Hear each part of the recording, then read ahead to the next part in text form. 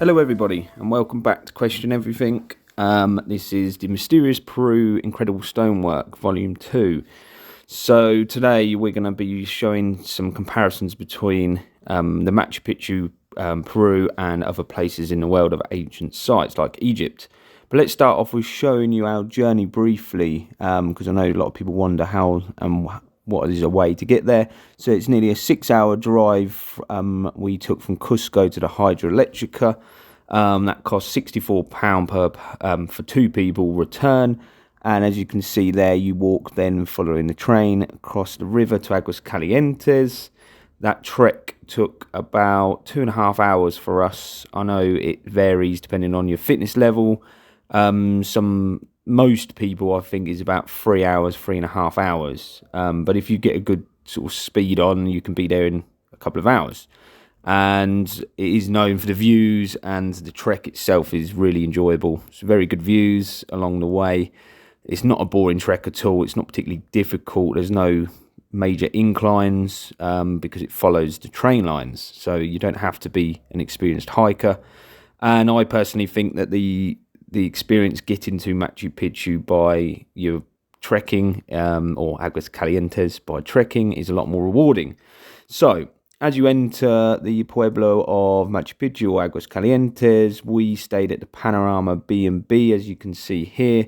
$198 for 2 nights for 2 people. Expensive, but it's very, very nice hotel. Nice location, very clean. We also had the sound of the Aguas Calientes River to sleep at night, which was, for me, quite therapeutic. It's not the cheapest way if you want to stay in a nice hotel, but obviously it's more comfort. So we were up, and then obviously there's restaurants and loads of different places to eat, and very good Peruvian food, as it's known for.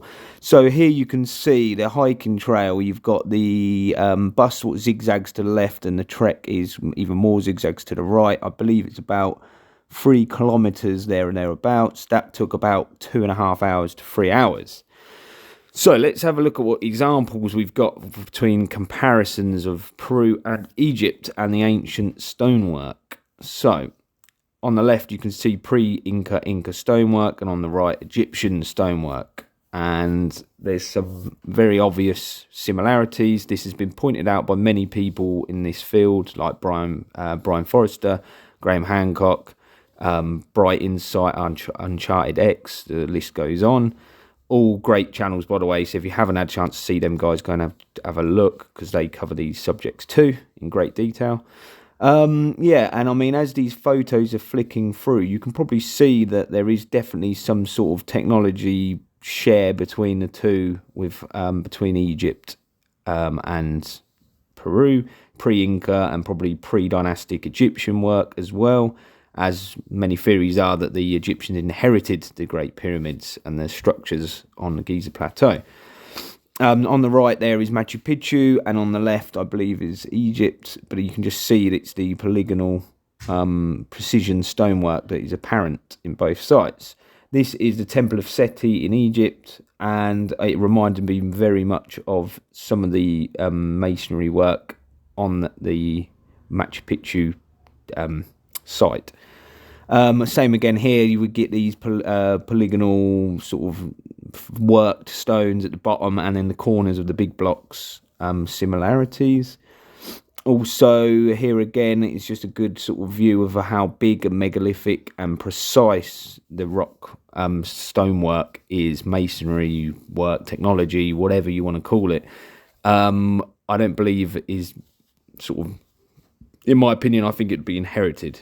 And from our last video, you knew about these particular strange protruding lumps, as you can see on that image there. This is from Egypt. Same lumps as you find in Peru, Machu Picchu, and all around the world. Again, pre-Inca and Egyptian, very similar construction methods. And we're going to get into a lot more sort of examples, and I'm going to try and show you more examples between Egypt, Peru, and other places as well, because there's a lot of people that have been saying it's not just limited to South America or the Americas and sort of North Africa. So yeah, there's a lot of obvious similarities, whereas the mainstream media and the mainstream, academic, and mainstream archaeology doesn't like to make these comparisons because it sort of completely screws up the preconceived timeline of human history. And this is why I feel it's my duty, along with other channels, to share this information, because it's not considered to be the right information. But I find the mainstream timeline questionable, in my opinion, especially when you've had the pleasure to travel to these sites around the world. There's an obvious elephant in the room with, when you see the later construction compared to the older construction, it's obvious that there was some use of technology on these sites to construct and craft and place and do the work. Yeah, and I'm sure you agree with seeing some of these examples as I've been scrolling through. So yes, once again, let's get into more of the comparisons between these particular ancient sites.